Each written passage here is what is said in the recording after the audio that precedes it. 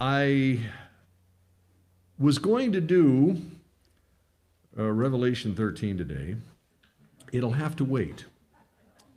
No, it'll be worth it. It's okay. It was one of those things where over the course of the last several days, things have been happening in the world, in the Middle East, that have been, to say the least, shattering, especially to the people over there. Is it end times prophecy? That question came up a lot. Last week I was with Pastor Britt and Judy in San Jose with the Calvary Bible Institute and was speaking there on the book of Revelation. They wanted me to do it all in 5 days. 2 hours a day in 5 days. Well, we got to the end of the letters. That means the end of chapter 3. I'm going back at the end of April and we'll finish up the rest of the book because it's more of a narrative at that point. But I say that in faith too, so hoping I'm not lying about that. But then you have these events that begin happening in the Middle East. And there's a lot of unrest in Israel. There's a lot of unrest in other parts of the world. And there's a lot of unrest in the earthquake faults over there too. So some things began to show up in the news. And they all kind of came together in the middle of the night. And I started thinking about this and realized that we need to revisit something that we haven't talked about in any real detail since before COVID, BC. So, isn't that convenient? So, what I wanted to start with was today is Super Bowl Sunday. So let's talk about the Super Bowl. Oh, I know they've copyrighted that term. Get over it. Super Bowl. Super Bowl number 1. It's in the Bible. And then there's Super Bowl number 2. It's in the Bible. But Super Bowl number 1 is something that, well, I'm just using a little hyperbole here, as you can tell, but it hasn't happened yet. But were it to happen soon, what's happening in this world is the perfect setup for it. As you know, it is a serious mistake and worse if we were to try and predict the rapture of the church and the second coming of Christ. When Jesus says, I don't even know when it's going to happen, for someone to come along, as has happened to me many times from people who have told me, I know when it's going to happen. All I can say is, you must be better than Jesus, because he doesn't know. The Father hasn't told him, and I guarantee that person, the Father hasn't told them either. So that's not what we're doing here today. But there have been things happening that I just find fascinating. We need to revisit some current events that were a few years old, but are still pertinent today and more than ever. We need to revisit a passage of Scripture that when we talk about end times prophecy and do prophecy updates, as you might want to call them, we tend to go there. Ezekiel 38 and 39. Oh, no, not again. Oh, yes, but more than ever. Super Bowl number 1. It hasn't happened yet, but it's coming. This is yesterday's Wall Street Journal, February 11th, actually through the 12th, it sort of overlaps, 2023. Headline, right in the middle. Russia to cut oil production to strike back at sanctions. That doesn't exactly rot your socks off. It's the Wall Street Journal. Maybe you don't read it, maybe you do. It happens to be one of the better, or not, if not the best publications out there for objectivity in the news, from a secular standpoint at least. And I appreciate that. They try. But Ukrainians take shelter as Moscow's onslaught continues, and so forth. It's almost like reading the prophecies of the Bible, except with specific names. Now, here's where I wanted to go with this morning. I just kind of have to set things up before we read parts of Ezekiel 37 and 38, 39 rather. Big map behind me. If you don't know what that is, that's the Mediterranean world. Europe to the north, the Middle East to the right, to the south, to the bottom, of course, North Africa. And Israel along that narrow little coast all the way to the right, running north and south.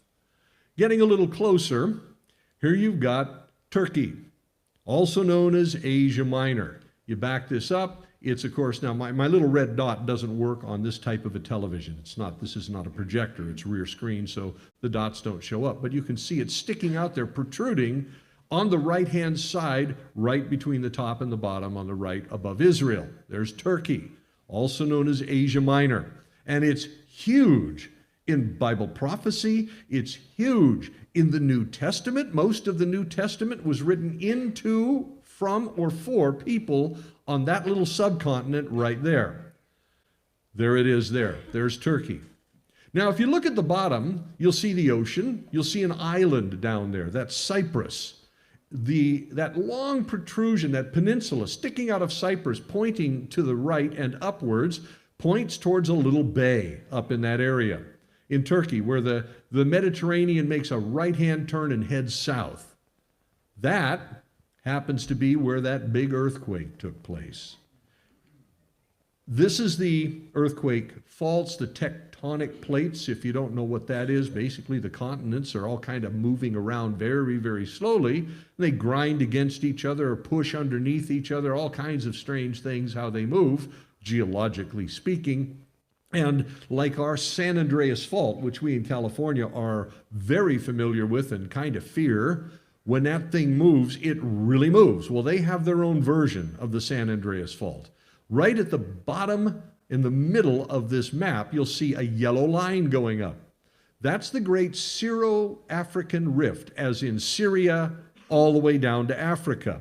It changes names a couple of times, but it runs right through Israel and splits between Israel, Syria, Israel, Jordan, and even further down between Egypt and Saudi Arabia, all the way to the base of the Red Sea, and then it moves on into Africa. That's a huge earthquake fault. When those things move, everything falls down. But if you look at the top of the yellow line going upwards, it hits sort of a gray line that says the East Anatolian Fault. Right there where those two things joined, the earth moved. And tens of thousands of people have died as a result of it there in Turkey in that place.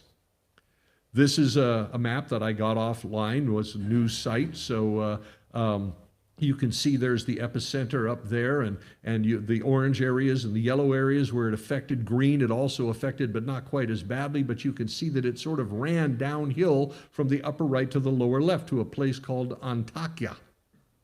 Antakya or Antioch. Antioch of the book of Acts, not Pisidian Antioch, that's different Antioch. This is the Antioch where the center of missions of the church actually was. Antakya was devastated, as well as the areas up further north of there. This is in Antioch. If you were to visit there, and I've only been to this location once, you go to a platform that this is known as the Church of Saint Pierre, or the Grotto of Saint Pierre. If you didn't know, Pierre is French for Peter. This is the Grotto of Saint Peter. And that large white object off to the left is a facing that was put in there. It's Gothic in its shape, if you look at it more closely, which means it's much more recent than Bible times. It's still very old. But there's a cave behind there. The inside of the cave is not impressive. It looks like this. And this is believed to be, traditionally, but also historically, the oldest church building that was actually a church ever. This would be the first one. Is it 100% sure? No. But the probability is extremely high that Christians met here exclusively, apart from some sort of assembly buildings that may have been provided in the pagan structure of ancient Antioch, or the synagogues, which they used to meet in a lot of synagogues, because back in those days, Christians were considered a Jewish sect by the rest of the world. They knew differently. They were definitely messianic, and they loved Jesus. But this place here is Antakya. And from that platform, this is just one view, and it's a wide-angle view, of this massive city looking south down towards the coast, towards the port. That's Antakya, and that area right there happens to also be, were you able to trace the ancient streets under that neighborhood, which some of them may, but there's no way of knowing unless you dig them all up. That's the Jewish quarter of ancient Antioch, and there was a lot of Jews there. That's where the center of missionary activity in the book of Acts and in the early church actually took place. So if you're a student of the book of Acts, that's a very, very important view right there. It's the place where even Paul talked about in the book of Galatians. This is not Galatia by any stretch, but he talked about in the book of Galatians how he confronted Peter, because Peter was at that point kind of bent into some heresy. And Peter responded beautifully well to Paul's rebuke, but it happened right in that neighborhood, right there, somewhere down in there. That's what it looks like now. There's nothing left of it. And that picture was taken this past week. That's what it looks like now. The building codes were obviously violated. They had this happen before in the previous terrible earthquake that Turkey had, and that was along the coast of the Black Sea.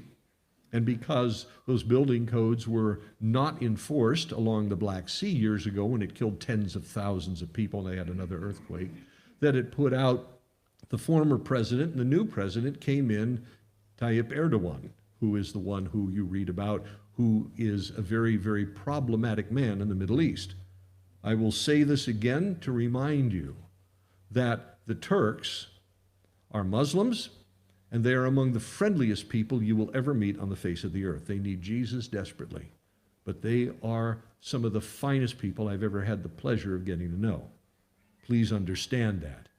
So this is more of those building code violations where probably too much sand and not enough concrete, and it wasn't enforced, and now Erdogan, because of this, is in big trouble because he fell into the same trap that his predecessor did, and who knows what will happen next.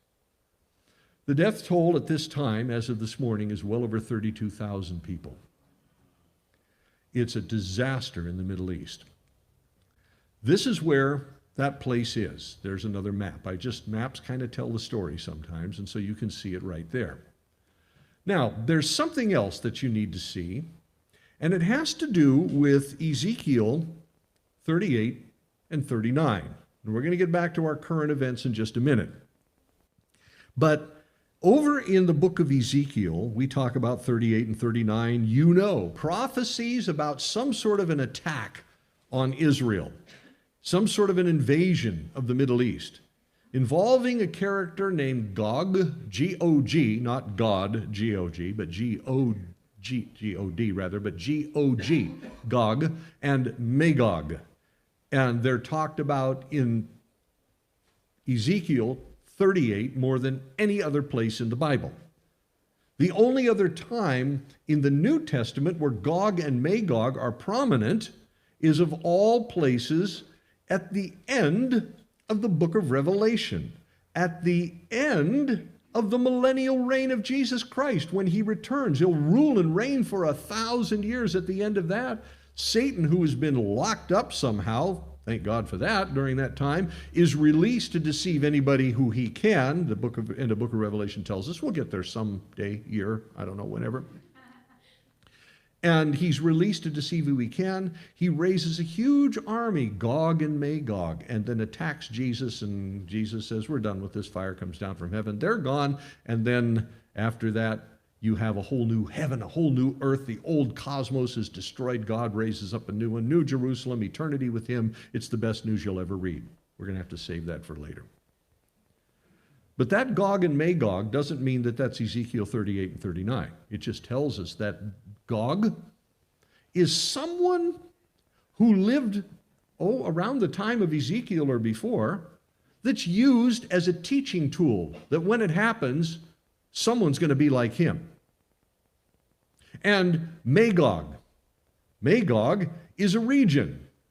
And when the invasion happens of the Middle East, described in Ezekiel 38 and 39 in tremendous detail, it's going to be like this area known as Magog. And anybody reading Ezekiel is going to understand this, because the Bible was written not to confuse people, but to enlighten people, to make sure that they do understand what God is saying. Now, it all begins in Ezekiel 37. In Ezekiel 37, and remember, man put the chapter breaks there, Ezekiel was commanded by God to have a look at a valley that was full of dried bones. He's supposed to prophesy to the bones, give them life again. And so he prophesies, and the bones come to life and rattling, the shin bones connected to the knee bone and so forth and so on. The song, it came from here. That old spiritual, it came from this actual passage of Scripture. And of course, he, in this vision that Ezekiel has, sees this person come back together from the skeletal part of his body on outward, the muscles and the organs and then the skin, but it's not breathing. And then God tells Ezekiel, now prophesy to the breath, to the wind, that it would come into this person, these bones, these people, and give them life. And so he does. And in verse 11, God says, here's what you're looking at. Obviously, I'm being very brief. You can read the whole thing yourself. But in Ezekiel 37:11, Ezekiel said, then he said to me, God spoke to me, and here's what that thing was all about. This apparently incredibly dead, desiccated body, just nothing left but bleached bones. And suddenly it comes back to life. And suddenly the breath comes in it, and it lives again. What is it? Then he said to me, Son of man, that's what he called Ezekiel, God called him that. These bones are the whole house of Israel. Behold, they say, our bones are dried up and our hope is lost. We are indeed cut off. Israel was wiped out in 70 AD. There were Jews all over the Mediterranean world. 10% of Asia Minor, Turkey, at the time of the destruction of the temple was Jewish, and that was lots and lots of people, hundreds of thousands of Jews, on the high end of hundreds of thousands in that area. It was huge. But they were devastated because in 70 AD, the Romans destroyed the temple and crucified so many people, Jewish men, after arranging for the deaths of somewhere in the neighborhood of 1.5 to 2 million people in the entire Great Revolt, is what they called it. And finally, when they had destroyed the temple and they'd driven the Jews out of Jerusalem and they were scattered, even though there were Jews living peacefully in the rest of the empire, that was the end of national Israel. Finally came to a head 2 years later on Masada, which I'm not going to tell you that story today, but especially that was the nail in the coffin. Since then, the Jews have not had a home until, as many of you know, 3 years after the end of World War II, 1948, back they come. So here's this prophecy. Behold, they say, who says? The whole house of Israel. Our bones are dried up. Our hope is lost. We are indeed cut off. There it is. Therefore prophesy and say to them, the whole house of Israel, thus says the Lord God, behold, I will open your graves and raise you from your graves, O my people, and I will bring you into the land of Israel, and you shall know that I am the Lord when I open your graves and raise you up from your graves, O my people. He repeats it so they know that God is speaking the truth. I'm bringing you back to the land. An impossible task, but he does it. And I will put my spirit within you, and you will live. And I will place you in your own land. And then you shall know that I am the Lord. I have spoken, and I will do it, declares the Lord. Because when it comes to Israel becoming a nation again, nobody but God could pull that one off. It's never happened before in the history of the world. A people scattered thousands of years before, still retaining their national identity and then coming back together again in the same nation, same spot, same people, different generation. Extraordinary in the history of the world, perhaps the greatest miracle you'll ever hear of. But then, Ezekiel has more visions, and he goes on. And as you read in chapter 38, remember, as I said, God didn't put those chapter breaks in there. This is the beginning of the story. Israel regathered as a nation. And then at one point in their history, after that regathering, 1948, it puts it in Ezekiel's far future. And now we are part of that future because we're in the era in which Israel is back, the first great fulfillment of end times prophecy. Israel becomes a nation again, and everything is gauged off of that. The word of the Lord came to me, Son of man, chapter 38, set your face against Gog of the land of Magog, the chief prince of Meshech and Tubal, and prophesy against him, and say, this is what the sovereign Lord says. I am against you, O Gog. You don't want to hear the sovereign Lord say that to you. And it's scary when you hear him saying it to anybody. I am against you, O Gog, chief prince of Meshech and Tubal. I will turn you around and put hooks in your jaws and bring you out with your whole army, your horses, your horsemen, fully armed, and a great horde with large and small shields, all of them brandishing their swords. Persia, Cush, Put, will be with them, with all with shields and helmets. Also Gomer, with all its troops, and Beth Togarmah, hard to say, but there it is, from the far north with all its troops, many nations with you. As you read on, and we just don't have the time, but I trust you're familiar with the passage, and if you're not, you've got it right in front of you, you can read on. If you don't have a Bible, we'll give you one. That this conglomeration of nations that are by their old names in Ezekiel, but by new names today, will eventually band together under the leadership of some leader who is referred to as Gog, who comes from a land called Magog, who holds sway over these other nations, Meshech, Tubal, Persia, Cush, Put, Gomer, and Beth Togarmah. And they summarily attack Israel. And as you follow the account, the future account, in Ezekiel 38 and 39, God is with Israel and not only beats them back, but only 1 in 7 who attack survive. That's a catastrophe, considering the size of the army that happens.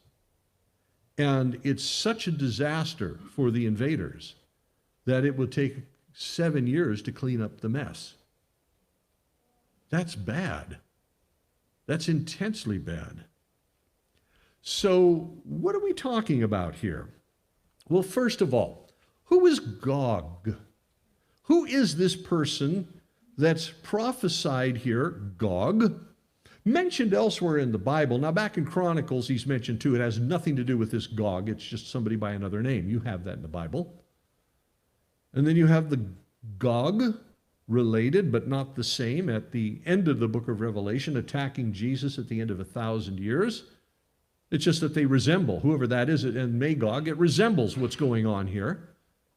So there's a clue as to what it's going to be like. That's what the Bible does. It likens things. What's it look like? It looks like that. And you already know about that. Gog, there's still a lot of debate about who that guy is. But this much we can pretty much put together. By the time of Ezekiel, several decades had passed from a person who lived in Asia Minor, which you can see on the map. It's a little white blob just to the left of that sort of pinkish area, not the orange area up above, but the pinkish area. That's Asia Minor. And all the way to the east of that, Turkey, there was a city called Sardis. Sardis, of course, Jesus wrote a letter to. And we have that in Revelation chapter 3, the very beginning of the chapter. But he lived there a long time ago. And he wasn't really a very outstanding individual. He wouldn't be like Cyrus the Great or King Darius or Xerxes or somebody like that. He was a Lydian king, and he came to his position through intrigue. He was, now think about this. Somebody has been reading the story of the legends about this person, Gog. His name was originally King Gyges, Giges. We'll call him Giges.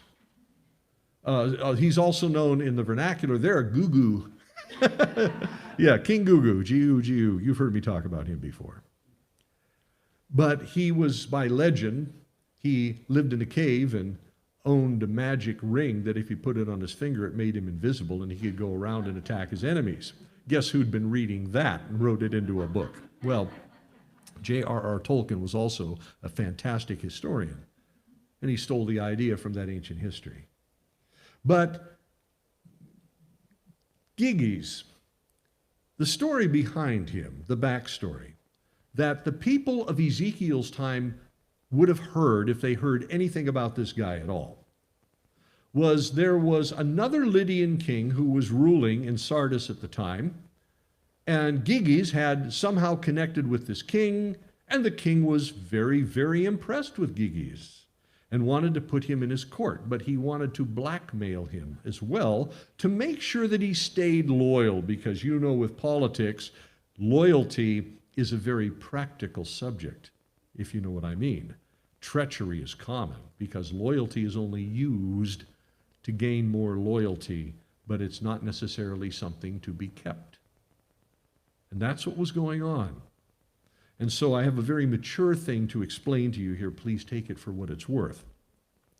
But the king, who was trying to lure Giges into his court, said, "I have a beautiful wife. Would you like to see her?" And what he meant was see her unclad, which would have been, even then and for them, highly immoral, and even though they were pagans. Well, Giges objected, but the king managed to convince him, no, come take a look. And so they hid in her room and watched her dressing habits, and now they move from the room, and the king says to Giges, "Aren't you impressed with my wife? Now that you've seen her, if anybody finds out that you've seen her, you'll be put to death. So come to work for me." You see how it works. What apparently, according to the story, which has truth to it, but we're not sure how much, this is what people knew back then, that Giges was informed by the man's wife that she knew they were there. "And now that you've seen me, and my husband has acted treacherously, you need to kill my husband, and then I will become your wife," which is apparently what he did. After that, he dies somewhat in obscurity, fighting a group of people that are also mentioned, Magog, who came out of the north. Magog was not called Magog back then. They were called the Scythians. You ever heard of them? They're in the Bible.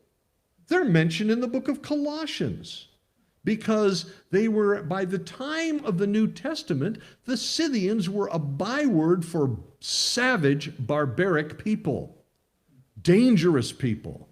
They had become a byword. But at the time of Ezekiel, the Scythians were an incredibly real threat. And they also went by the name of Magog because they came from the land of Magog.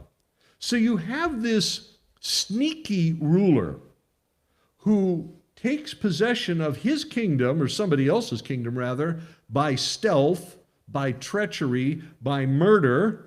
He was known as a very, very sneaky guy. And oh, by the way, King Gigi's tomb has been located in Turkey in a huge royal Lydian cemetery north of Sardis. So we know he was real. But what did they think about him in the Bible? This is what, at Ezekiel's time, it's what they knew. He was treacherous. Not particularly big, not particularly imposing, but very, very clever.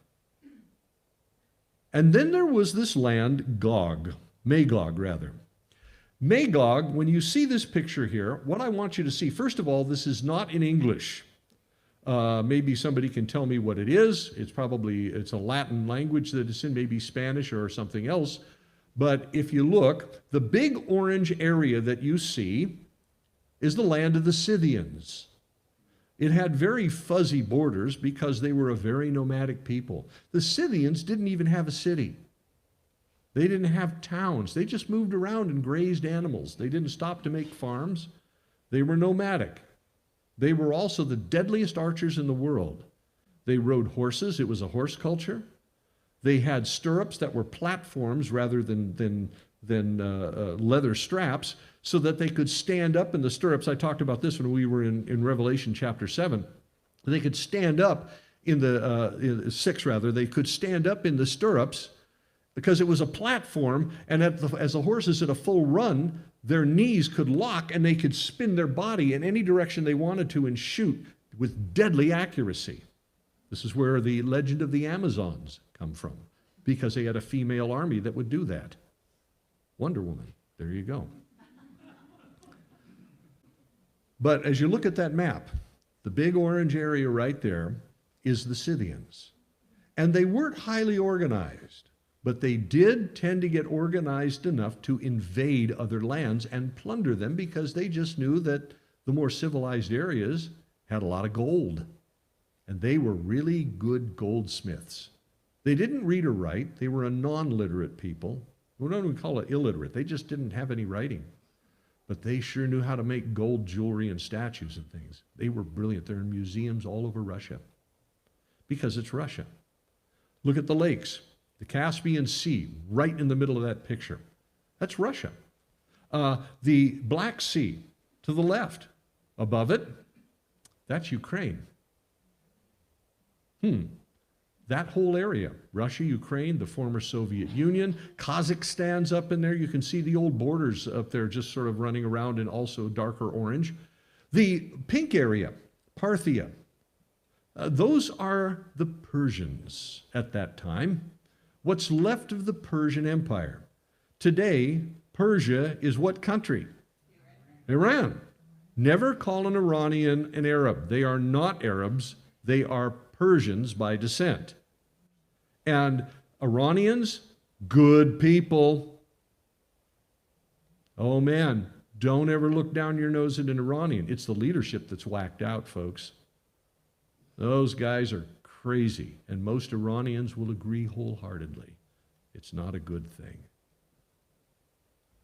Now, you have Gog, this character. Magog, the Scythians, or the people from that region, who are going to be hooked by God, along with Meshech and Tubal, which are parts of eastern Turkey. Let me just kind of advance this a little bit. Well, I'm not going to do that yet. Let's stay there. Okay. Parts of eastern Turkey, and also up over the Caucasus Mountains, places like Georgia, and not our Georgia, their Georgia, and places like that. That would be Meshech and Tubal. And the Scythians came down through the Caspian Sea and the Black Sea like a land bridge, and they would invade the Middle East. They didn't stay very long, but they made a big mess when they did. And then there's Persia mentioned in Ezekiel 38. Cush. Where's Cush? Cush is Ethiopia and Sudan. It was a large region that, if you looked at it then, once again, very fuzzy borders, but it overlapped Ethiopia and Sudan. That area would be allied with Gog, Magog, Meshech, Tubal, Persia, and then there's Put. Put is Libya. Not because Jay said so. Do your own homework. You'll find these are the ancient names that they had. And Gomar and Beth Togarmah, which would be probably going across into Macedonia, perhaps northern Turkey. There's some debate about that. And God, as you read the rest of Ezekiel 38 and 39, which is up to you, puts a hook in their jaws and drags them into war with Israel. And Israel subsequently blows them off the map. Is this Armageddon? Doesn't resemble Armageddon. It's something else. There are people that are very, very important theologians that are out there that will say it's Armageddon, but trying to make the connection, you really have to stretch the facts a lot. If we just take it for what's on the page, this invasion, this war against Israel happens after Israel becomes a nation. That puts it in the end times. But it doesn't look at all like the Battle of Armageddon, nor does it look at all anything like what happens, I described at the end of the millennia in chapter 19, where you have Jerusalem surrounded and Jesus is under siege from Satan and all the people that he managed to rally, which then Jesus just destroys them. That's not Armageddon. That's a whole other event that when we get to it, we'll cover that in the detail that we have. So, what would cause all of this? Well, God. But how would he cause all of this? Now, let me give you a few thoughts on this. Here is Ukraine. Obviously, there is a catastrophe happening in Ukraine where Vladimir Putin has skipped a groove and he's decided he wants to be king of the world. And he feels he has the power to do it. He started his campaign in Ukraine last year because of a lot of reasons. And I'll show you the main reason. But politically, he knew he could get away with it because, frankly, we have a weak administration in America that doesn't have the nerve to actually hold him back. And so he took advantage of the political situation in the world. But why does he want Ukraine so badly? Well, look at that map. I've shown you this map before. You can see Russia up in the upper right, Belarus to the left, who is allied with Russia, Poland, who is in Eastern Europe, and they're really nervous right now. Down below Ukraine, on its southern borders, sort of towards the middle, is Moldova, and Romania is down there too. But then you see this orange area there, Crimea. And Crimea is a peninsula that Russia attacked and conquered just a few years ago because it wanted a port city on the Black Sea so it could access with its navy the Black Sea, and that puts them in Eastern Europe. And if they can manage it, though Turkey won't allow them at this time, they could take warships, perhaps through the Bosphorus and down into the Mediterranean. And it would be a quick route there, showing that they want to be militarily powerful. They want to take over. This is mainly Vladimir Putin's doing. Those red lines going across there. See all that network of red lines? Well, if you didn't read the fine print already, those red lines are not highways. They're natural gas lines. It's really cold in Europe at this time of year. And it's going to be cold for a little while longer. European, especially Eastern European winters are brutal. Ukraine is the breadbasket of Eastern Europe. The farms there, it's all farms. And it produces an enormous amount of food. Ukraine and the amount of food that it produces, one of the reasons why that evil Hitler went east to invade and create an Eastern Front, because he wanted the food for his Third Reich by invading Ukraine so it could take all the food, because he needed it. See, it's very strategic. But the other thing is you have these natural gas pipelines, and they go from Russia through Ukraine to Europe. Russia wants total control of the natural gas coming from their country and from the east so that it can have a monopoly on it and it can name whatever price it wants. It's the biggest cash cow in the world right now if you've got natural gas and you can sell it owning all the sources, and that's what they want. The pipelines going through Ukraine were threatened by Ukrainian nationalists who would occasionally blow one up just to annoy Russia. Russia gets mad about it because they want to have all the gas. They want to supply all the gas. What are they doing to Europe right now who is supporting Ukraine? They've cut off the gas supply to Eastern Europe and Europe, Northern Europe. These people are cold. You can read about it in the papers, and if you read papers, I got one there, or there. But you can read about it. And they have to find other ways to heat their houses or find other sources of natural gas. Now, here's Ukraine again. A map of Russian gas supplies to Europe via Ukraine. Now Ukraine is under siege. It's under attack. And these natural gas lines are either not working or they are running minimally when they can keep them running at all. The idea is blackmail Europe to supporting Russia and letting Russia take Ukraine. Putin wants Ukraine, and that's just the start of what he wants. He's made that very clear. He feels he's entitled pretty much to the world. Those are the pipelines. But they're not working well now or at all. Here's a little bit more of it here. I'll just skip over that. Well, let me go back to that for a second. It's harder to see because the colors are kind of washed out in this thing, but you can see at the bottom Egypt, and you see the island of Cyprus there, and you see that blue area in the middle. To the right of the blue area, you see Leb, L-E-B. Down below slightly, you see Israel. Past Israel, you see Jordan. This is a picture of the Eastern Mediterranean, but once again, it's not very contrasting. Up at the top, you see a large black line that looks like a highway. That is a natural gas pipeline that runs from Russia over to, through Greece, through Turkey to Greece, and then to Italy. That line is also part of the war that's going on.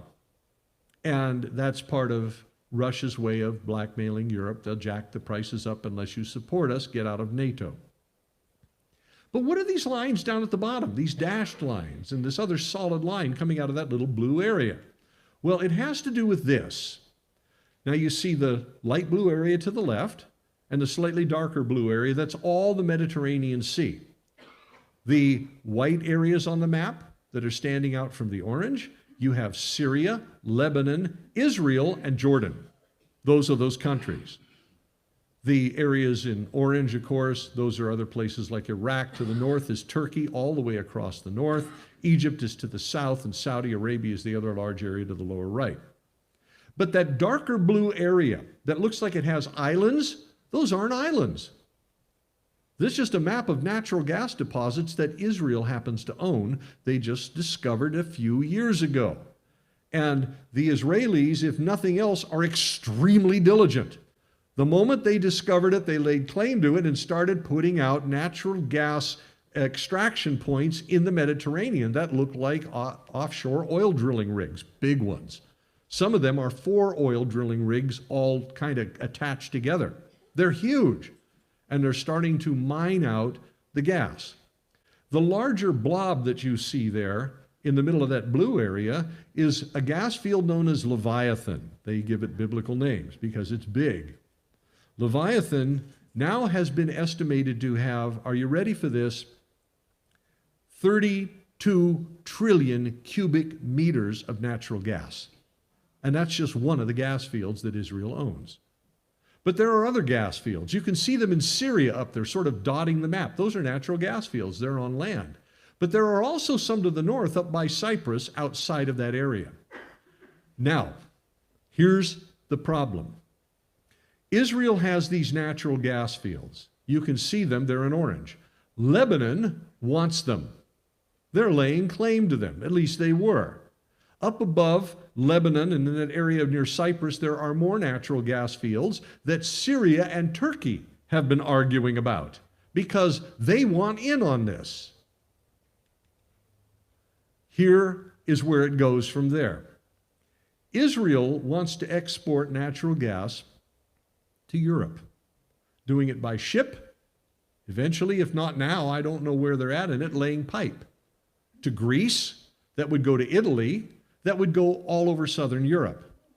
Suddenly, with all the problems going on in Ukraine and in Russia, and Russia actually holding back natural gas from Europe, who becomes the most important distributor of natural gas to the entire Western European continent? Israel. And they're working towards that. What does that make Israel in the eyes of Russia? Big time. An economic enemy of the first order, and Russia has never liked Israel. You look at the history of the wars with Israel, the 67 war, the Six-Day War. Who supplied all the weapons and tanks and whatever to Egypt and Syria and the people like that would attack? Who supplied all of that? Russia. The 73 war, the Yom Kippur War. Who supplied all the tanks to all the Arab nations, the 7 Arab nations that attacked Israel? Russia. Who was it that was in the air with over 320,000 airborne troops headed towards the Middle East when Israel was winning this 1973 war and was within 10 miles of Damascus, Syria, with nothing in between them and the capital, and within a few miles of Cairo, Egypt, with nothing between them and the capital because the Syrian and Egyptian armies have been wiped out? Russia puts the planes in the air and says it's going to be World War III unless Israel backs off.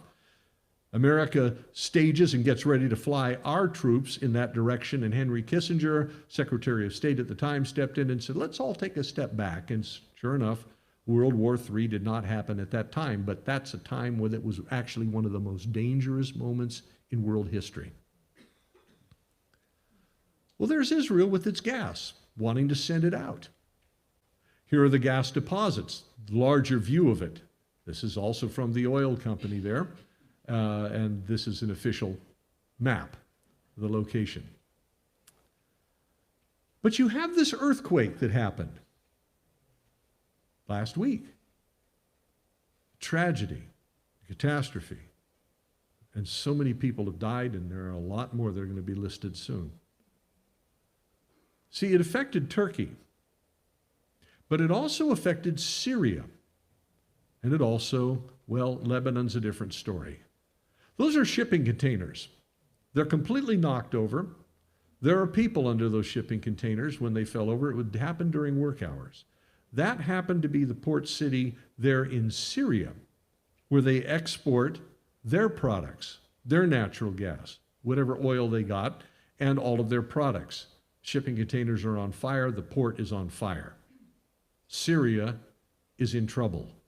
They lost buildings that we can't even begin to calculate. Aleppo was nearly leveled, apparently. We'll see if that's true, but that's what I'm hearing in the news. Maybe it's standing more, I don't know. But Syria has been busy with rebellion and revolts, and then now this happens. So now they've got to double down and get help to fix all of that. Economically, Syria, as far as exports go, is now kind of out of the picture. You have this event. You may remember this. Happened just a few years ago, a couple of years ago, when there was, ammonium nitrate, which is a fertilizer, was being stored without proper supervision in the port city of Beirut, Lebanon, allegedly to be used by terror groups to set off car bombs and things because they set off powerful explosions, and a welder started a little fire that got out of control, somehow got into the warehouse and blew up. This is just one frame that if you saw the movies of what happened, that explosion, it just mushroomed into what looked nuclear. It wasn't, but it looked it, and it wiped out the port. Lebanon is now in an economic depression. The port is still not functioning properly. They wanted part of the gas fields. They were part of the import and export from Syria because Syria controls Lebanon, even though it's an independent country, it's really not. Now they're out of the picture. Here's a picture, a political map of the Eastern Mediterranean. Turkey's ports just went down up to the north. Syria's ports, useless. Lebanon's port out of Beirut, useless. Who's left? Israel. Now, Israel has this thing that's absolutely marvelous.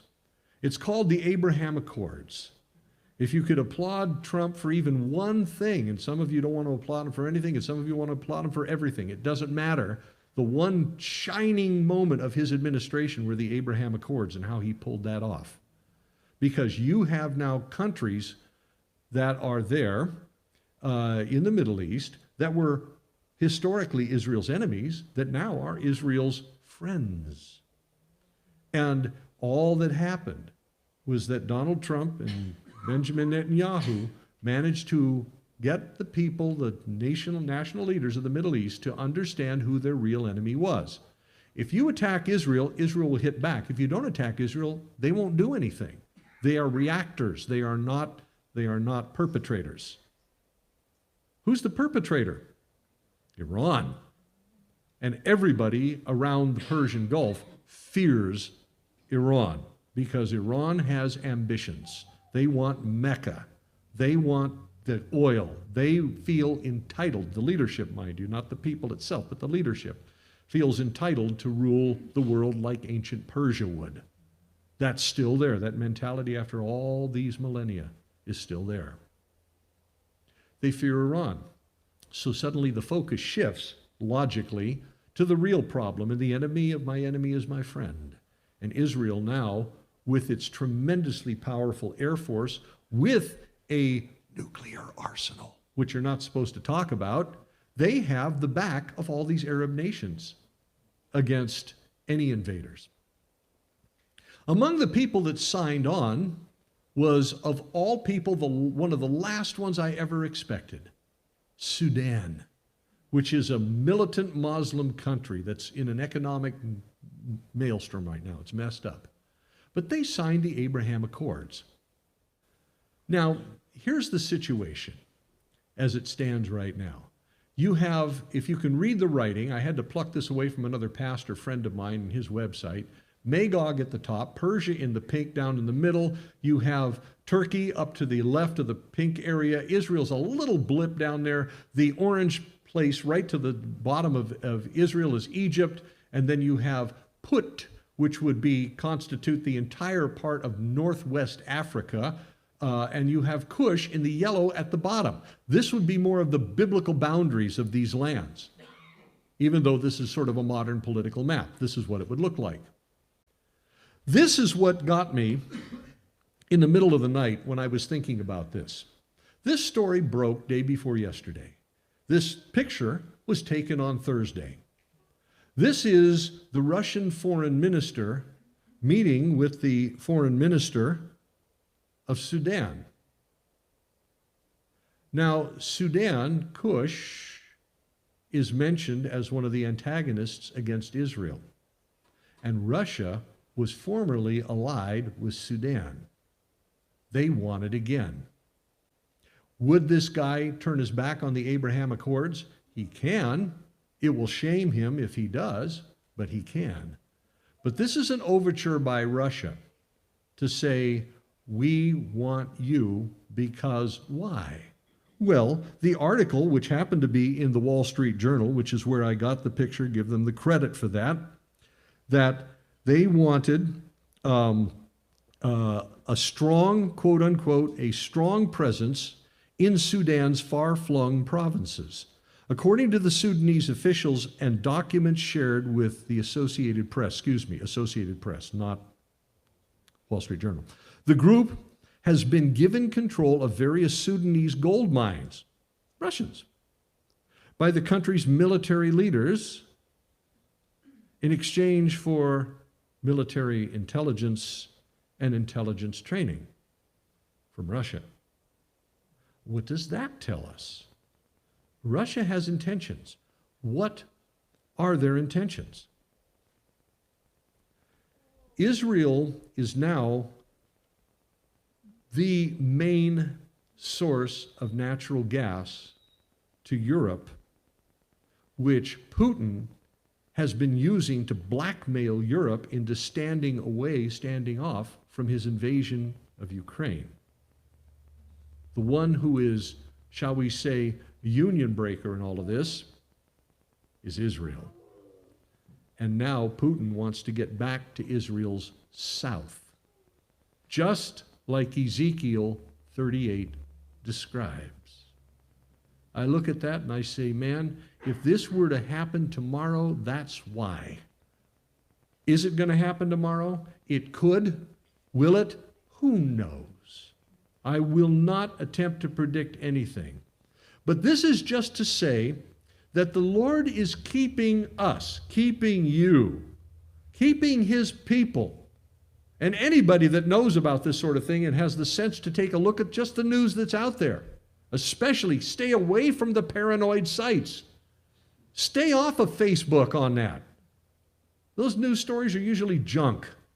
Get good sources and look at the objective data that's out there, and all you can come to the conclusion is that unless God puts a stop to this or changes things around, which he is known to do, this could happen this afternoon. And suddenly you have this invasion. If it were to happen today, would that make Putin the Antichrist? No, because the Antichrist is devious. And when you see him pop, as we will start talking about him next week, Lord willing and the saints don't rise, that next week, when we talk about it, you find that he manages to charm his way into the world scene and makes allies out of Israel and everybody else, including Muslims who would object to what Israel's goals are, putting a temple on the Temple Mount again. And yet he manages to get that passed. You find that in Daniel, and it's repeated again in Matthew by Jesus, and repeated again in the book of Revelation in chapter 13. Stunning. Gog is not necessarily the Antichrist. And when he's compared, Gog, as I described, to Vladimir Putin, the shoe fits. Small, devious, definitely treacherous, and with big ambitions. And where he's from, Magog, the land of the Scythians. What he's fighting over right now, Magog, the land of the Scythians and beyond. Folks, Jesus is coming. When is he coming? Well, all we can say is what the Bible said. Jesus is coming soon. We just don't know exactly when. So with that, to me, wrapping this up right now, what do we do with it? And what you do with it is what I say every time we do a prophecy update, that this is so fascinating and interesting. I hope it is to you. I haven't seen one person fall asleep yet, even though it's been kind of long. That's nice. But Jesus, when he talks about his coming and being ready for his coming, he says, first of all, I'm just going to read this passage. It's a few paragraphs, but you know what it says, but it's worth reading. Jesus speaking, Matthew chapter 24, verse 36. No one knows about that day or hour or even the angels of heaven nor the Son, but only the Father. As it was in the days of Noah, so will it be at the coming of the Son of Man. For in the days of Noah, before the flood, people were eating and drinking and marrying and giving in marriage, up to the day Noah entered the ark. And they knew nothing about what would happen until the flood came and took them all away. That was them. Now we're talking to you. Jesus is revealing this. That is how it will be at the coming of the Son of Man. 2 men will be in the field, one will be taken, the other left. 2 women will be grinding with the handmill, one will be taken and the other left. Verse 42, here it comes. Therefore keep watch, Jesus' words, his command to you, me, us. Because you do not know on what day your Lord will come. Yes, it's all a setup. Yes, God has given us clues as to what will happen and even about when it will happen, but never when it's going to happen exactly. Not a chance. But then Jesus said this, but understand this, verse 43. If the owner of the house had known at what time of night the thief was coming, he would have kept watch and would not have left his house to be broken into. In other words, I know the thief's coming. I know about when he's going to be coming. I don't know exactly when, so I'm going to stop and I'm going to watch, and I'm going to keep watch. So we're hearing a sermon. Keep watch, be ready. Yes, but Jesus doesn't end it there. That's too simple. Keep watch. What does that look like? Well, he gets into it, and here it comes. So you also must be ready, because the Son of Man will come at an hour when you do not expect him. Who then is the faithful and wise servant? He's talking to his disciples right here. They're on the side of the Mount of Olives when he's talking to them. Who is the faithful and wise servant, whom the master has put in charge of the servants of his household to give them food at their proper time? Who is the wise servant to whom the master has given the other servants to this wise servant to care for them? Why? While you wait. We talk about occupying until he comes. Well, I know how to occupy time. I can take a walk. I can sit in front of the TV. I can go to church. I can occupy. Occupying means you're doing something. And while we wait for him to come, we take care of his people, his other servants. Those are the people you're looking at in this room. Those are the people you look at when you visit other people from other churches and other fellowships and other Christians that are next door. He says, while you're waiting, you keep busy doing what? Loving one another, which is an action, not a sentiment. It's an action that represents God, where people, when you're done serving them, taking care of them, loving them, as it were, they say, praise not you, praise God. It gives him the glory. It will be good for that servant whose master finds him doing so when he returns. I tell you the truth, he will put him in charge of all he possesses. But suppose that servant is wicked and says to himself, my master is staying away a long time. And then he begins to beat his fellow servants and eat and drink with the drunkards. In other words, I don't care what happens in church or to my fellow Christians. I'm going to go out and act like the rest of the world because Jesus delays his coming. Peter talks about this at the end of 2 Peter 2. You can read it there in chapter 3. The master of that servant will come on a day when he does not expect him. You're not ready. And at an hour he's not aware of. You're not ready. And he will cut him to pieces and assign him a place with the hypocrites, where there will be weeping and grinding of teeth. That's the end of chapter 24 in Matthew. But without extending this really any further, I just have to say this. It says chapter 25 right there in my Bible. And that number wasn't there because Jesus isn't done. What do you do while we wait for things to happen? And we might be right at the door of the rapture. What do? Well, you keep your lamp lit with oil, because it's right there in chapter 25, ready for the bridegroom to come. He invests things with you. He gives you part of his fortune. We're not talking just money. We're talking about anything. What you do as far as your spiritual gifts, your special abilities, the things that you love to do. You do that and invest it in God's people. And you make sure that you're constantly giving it out, that others would be encouraged, strengthened, built up, taken care of. Those are the parable of the talents, but it's not talent like you have a talent. That's a measure of money is what it was, but it was representative of whatever God has given you to bless others, especially those in the church. And the last one, the parable of the sheep and the goats. Sheep were the ones who, without even knowing it, took care of God's people. In this particular context, by the way, the Jews. The goats, the ones who made all the excuses. Well, I didn't know you were sick. I didn't know you were in prison. I didn't know you were hungry, so I didn't do anything about it. Jesus said, you're a goat. Get away from me. That's why we have these prophecy updates. Just to remind us that any time as we're waiting for the Lord, and when is that? Especially for us, all the time. Be about the Lord's business till he comes, because it might be today. It might be today. Lord, thank you for this time, this place, and for this information that you've given us, the inspired prophecies that you have put in front of us from your word. But even more than that, Lord, you have added to that just the things of daily life that we can see. They could see. We can see now happening around us. Lord, no matter what's going on in the world, even if it just went to peace overnight for a while,